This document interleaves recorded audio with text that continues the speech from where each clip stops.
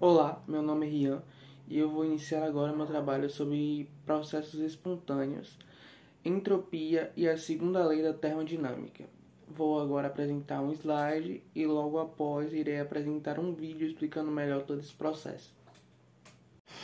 Agora eu vou dar início ao meu trabalho sobre os processos espontâneos, entropia e a segunda lei da termodinâmica. Explicando um pouco sobre os processos espontâneos são aqueles que não têm nenhuma entrada externa do sistema. Um processo espontâneo também tem-se que um processo espontâneo no sentido não espontâneo no sentido contrário. E também um exemplo de um processo espontâneo é o gelo se transformando em água de maneira espontânea a temperaturas maiores do que 0 graus e a água se transformando em gelo, que é espontaneamente a temperaturas abaixo de 0 graus. Falando um pouco agora sobre a entropia, basicamente a entropia de um sistema é uma medida de grau de desorganização. Quanto maior a organização, menor seria a entropia. A entropia também é uma característica do estado termodinâmico, assim como a energia interna, o volume e também o número de mols. Falando também um pouco sobre a segunda lei da termodinâmica, a segunda lei da termodinâmica trata basicamente da transferência de energia térmica.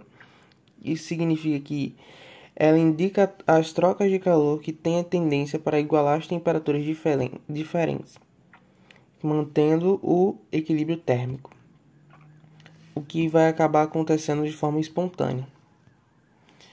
Alguns dos seus princípios é que o calor é transferido de forma espontânea do corpo de maior temperatura para o de menor temperatura.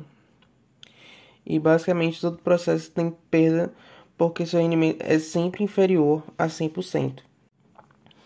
E agora também falando um pouco sobre a questão da fórmula da segunda lei da termodinâmica. A fórmula da segunda lei da termodinâmica basicamente faz o cálculo do rendimento de acordo com o calor fornecido pelo aquecimento menos o calor que não foi transformado em trabalho, dividido novamente pelo calor fornecido pelo aquecimento. E assim, fazendo esse cálculo, sabemos mais ou menos a aproximação do rendimento que foi desse processo termodinâmico.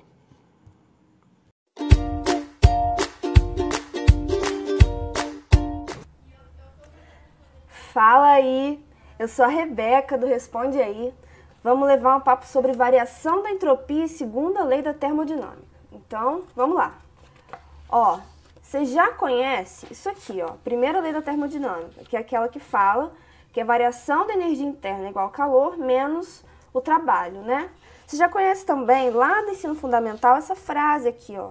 Na natureza nada se perde, nada se cria, tudo se transforma. Tá, pensando nisso, vamos analisar aqui dois casos comigo.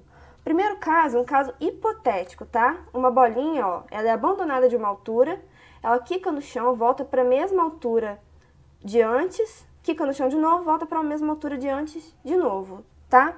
Segundo caso, um caso real, tá bom? A bolinha é abandonada de uma altura, quica no chão, volta para uma altura menor, quica no chão, volta para uma altura menor ainda, até parar, né? Agora, ó, vamos imaginar esses dois processos acontecendo de trás para frente, tá? Vamos dar uma rebobinada aí, ó. No primeiro caso, o que eu vou ter? Eu vou ver exatamente o mesmo processo, né? Só que de trás para frente. Então, ele vai ser igualzinho. A bolinha tá numa altura, quica no chão, volta para a mesma altura, quica no chão, volta para a mesma altura. Nesse caso aqui, o que acontece? Você vai ter uma bolinha, né? Ela sobe a uma altura menor, quica no chão, sobe para uma altura maior, quica no chão, sobe para uma altura maior ainda.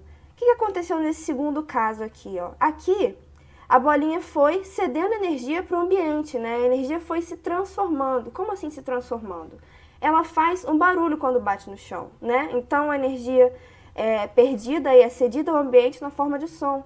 Essa bolinha também se aquece por causa do atrito, né, com o chão, então a energia também é transformada, também é cedida ao ambiente em forma de calor, né, nesse caso aqui. Nesse caso aqui, o que ia acontecer? A primeira lei da termodinâmica, a conservação da energia, não está sendo violada aqui, né? Só que para esse processo aqui acontecer, a bolinha ia ter que reabsorver toda a energia que ela cedeu para o ambiente aqui, né? Então, ó, isso aqui não acontece nunca, tá bom? Então, daí a gente pode tirar duas conclusões. Que conclusões são essas? Primeiro, que os processos reais acontecem em um único sentido. E, segundo, que sempre há perda de energia que se transforma em calor, tá? Isso é muito importante. Pensando nisso, a gente pode definir uma coisa, que é processo reversível e processo irreversível. Ó, vamos pensar lá nos nossos dois casos. O primeiro caso, né, que é o caso hipotético, e o segundo caso, que é o caso real. Esse processo aqui, ele acontece nas duas mãos, né? Ele pode acontecer de trás para frente. Esse processo aqui a gente viu que não pode acontecer de trás para frente, né? Então, esse caso aqui, o primeiro caso, é um processo reversível e esse caso aqui é um processo irreversível, beleza? Então, ó, processos irreversíveis, exemplos de processos irreversíveis. Expansão livre de um gás. Quando o gás se expande no ambiente, ele não vai espontaneamente se comprimir de novo, né? Dois corpos trocando calor. Quando você tem um corpo mais quente, um corpo mais frio, eles trocam calor até atingir o equilíbrio térmico. Eles não vão voltar a trocar calor espontaneamente, né? Para um ficar mais quente do que o outro. Um vidro quebrando. Depois que um vidro quebra, os caquinhos nunca vão se juntar lá para voltar a ser o vidro, né, antes de quebrar. Então, são todos processos irreversíveis. Tá, mas o que é processo reversível? Ó, processo reversível na prática não existe. O que a gente faz é uma aproximação e considera como processo reversível o processo que ocorre muito, muito devagar. Exemplo, para você ter ideia do quanto devagar isso ocorre, ó. Eu tenho aqui um cilindro com gás e esse cilindro tem um pistão, tá? E em cima desse pistão eu tenho areia. Então, ó, um processo reversível seria, por exemplo, uma expansão reversível. Se eu tirasse grão por grão desse cilindro, tá? Grão por grão de areia desse cilindro, ele ia se expandir, o gás ia se expandir muito lentamente. E uma compressão reversível seria se eu colocasse grão por grão de areia aqui. Tá? Então, ó, processos reversíveis são aqueles que acontecem muito devagar, tá bom? Então, ó, lembrando, processos irreversíveis ocorrem só em um sentido, mão única, tá? E são rápidos. Processos reversíveis ocorrem nos dois sentidos e são lentos, tá bom? Tá, mas tem uma coisa que mede, né? Dá pra gente medir se o processo é irreversível ou reversível. Essa coisa é chamada entropia. Tá, mas o que é entropia? A definição mais simples de entropia que a gente conhece é essa, grau de desordem do sistema. E cara, olha só, falar sinceramente com você, nem eu sei a rigor o que exatamente é a entropia, mas assim, o que a gente precisa saber sobre ela são alguns parâmetros, tá? Que vão ajudar a gente aí a resolver alguns problemas. Então, ó, de início, entropia é o grau de desordem do sistema. Imagina aqui comigo dois recipientes com dois gases diferentes, tá? E separados aqui por uma válvula que está fechada. Eu vou abrir essa válvula e esses gases vão se misturar, tá bom? Então, ó, eles se misturaram. Você concorda para mim que a desordem aumentou daqui para cá? Né? Então, a entropia desse caso aqui é maior que a desse caso aqui, entendeu? Beleza, vamos ver mais coisas sobre a entropia então. Ó, a entropia é uma variável de estado, ela não depende do caminho. Cara, isso é muito importante. Por quê? Porque olha só, se você tem aqui, por exemplo, um ciclo, né, com os pontos A, B e C, aí tem lá uma questão que te pede para calcular a entropia entre os pontos A e C. Mas às vezes você não tem os dados para calcular a entropia aqui, mas tem os dados para calcular a entropia aqui.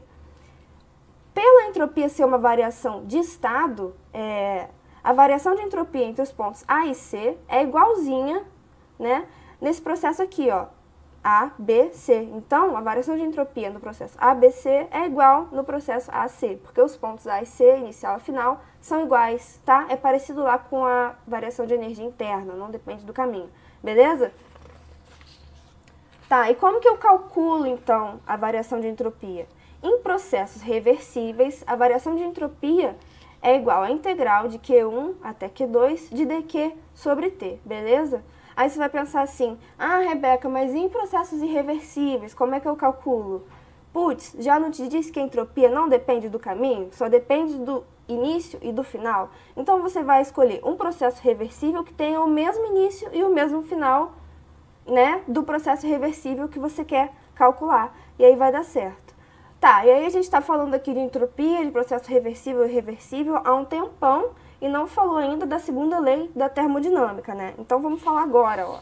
A segunda lei da termodinâmica diz que a variação de entropia é sempre maior ou igual a zero, tá? Então, segunda lei da termodinâmica, variação de entropia sempre maior ou igual a zero, beleza?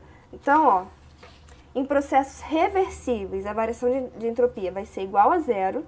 Em processos irreversíveis, a variação de entropia vai ser maior que zero, que é igual aquele que eu te mostrei aqui, ó. Processos irreversíveis, a entropia aumentou daqui para cá, então a variação foi maior que zero. E quando um processo tiver variação de entropia negativa, ele é impossível, tá? Porque a variação de entropia nunca é negativa. Mas olha só, presta atenção, essa entropia aqui, eu tô falando da entropia do universo, tá? Ó, vamos dar uma olhada aqui numa outra coisa. Entropia do universo. A variação de entropia do universo tem que ser igual à variação de entropia do sistema, mais a variação de entropia da vizinhança, tá? Então, olha só, eu posso ter uma variação de entropia do sistema negativa se a variação de entropia da vizinhança for positiva o suficiente para compensar esse negativo aqui, para o universo ser maior ou igual a zero, tá? Então, o que tem que ser maior ou igual a zero é esse cara aqui, tá? Então, se você acha uma entropia negativa numa questão, por exemplo, e a questão te pergunta por que isso não contradiz a segunda lei da termodinâmica, você vai dizer, porque eu tenho uma vizinhança tendo uma variação de entropia positiva que está compensando, tá? E vamos ver um exemplo. Cubo de gelo no lago. O nosso cubo de gelo é o sistema, tá? O lago é a vizinhança e os dois são o universo.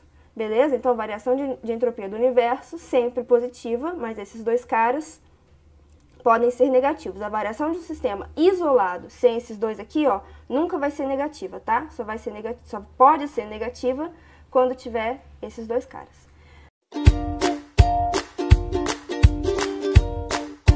Fala aí, eu sou o Danilo do Responde Aí. Vamos resolver um exercício de variação da entropia e segunda lei da termodinâmica. Em um experimento do laboratório, um cilindro de 300 gramas de alumínio a 100 graus Celsius é colocado em contato térmico com 100 gramas de água a 20 graus Celsius, dentro de um calorímetro, ideal, com capacidade térmica nula e isolamento perfeito. Considere o calor específico do alumínio 0,22 calorias por gramas de graus Celsius. Então, ó, massa vai ter que ser em grama, energia em caloria e temperatura em graus Celsius. E o calor específico da água, 1 caloria por grama grau Celsius. Esse exercício só tem letras D e letra E. Então vamos lá, letra D. Qual que é a temperatura de equilíbrio? E letra E, quais as variações de entropia do cilindro de alumínio?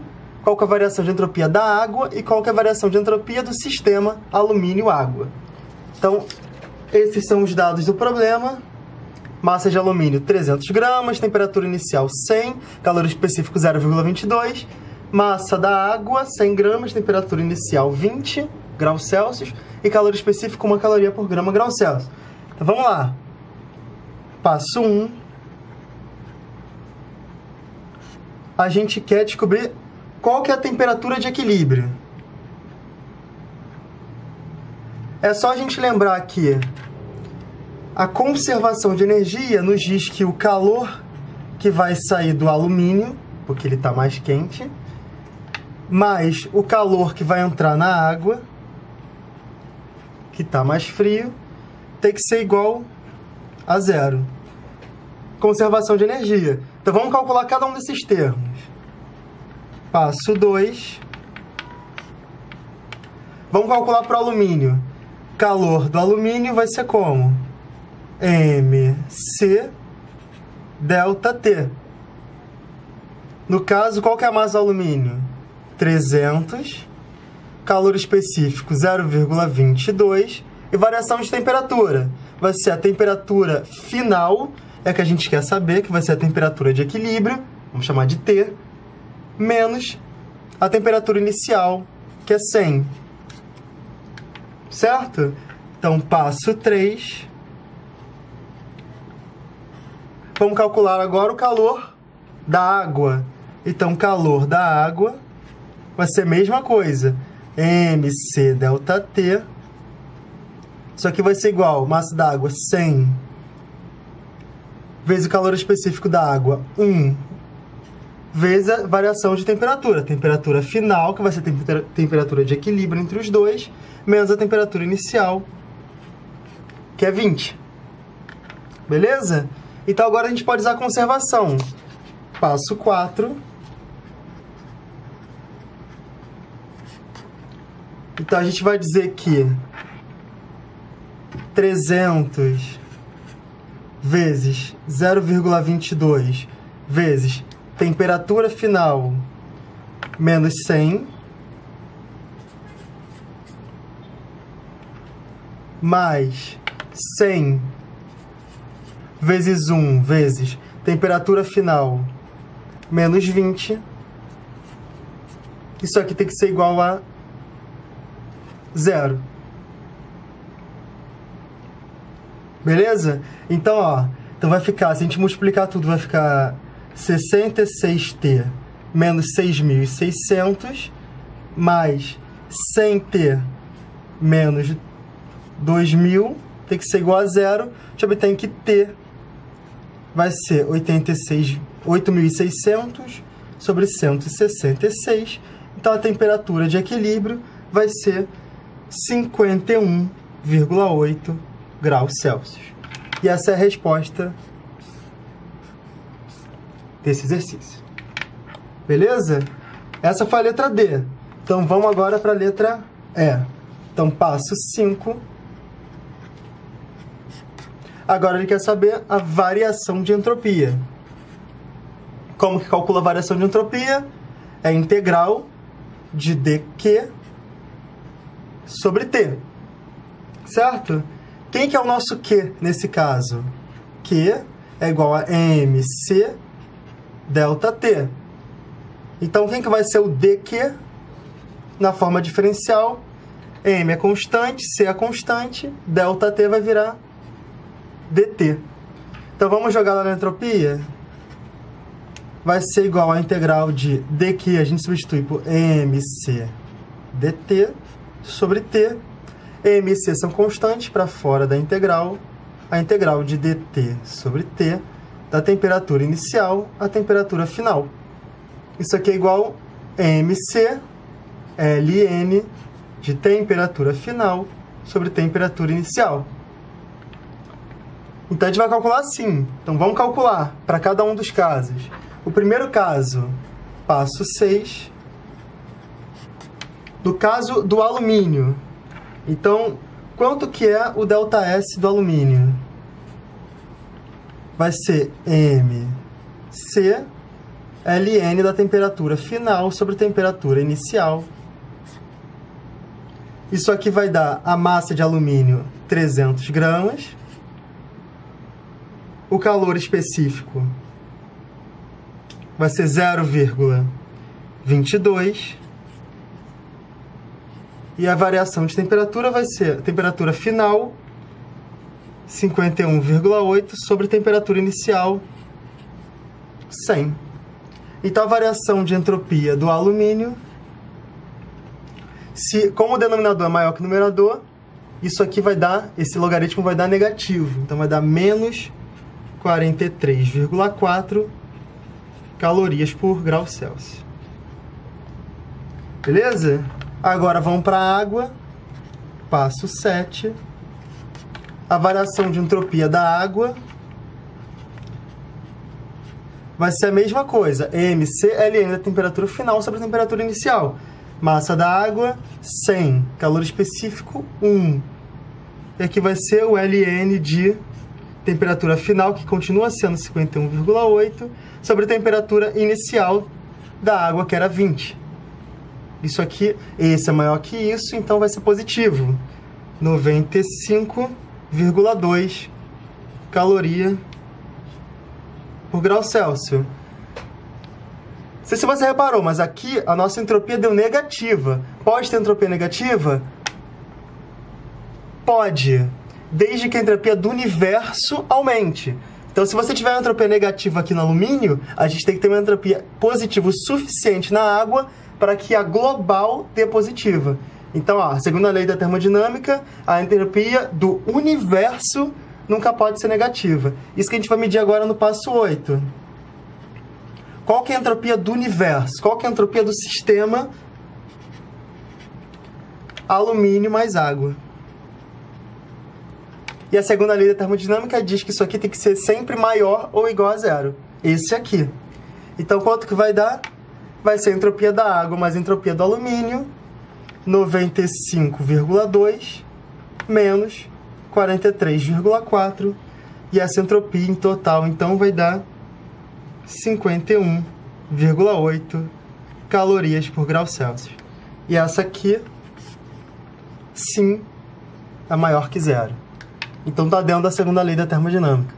Beleza? Então é isso. Esse vídeo te ajudou? Então responde aí. Um abraço e até a próxima.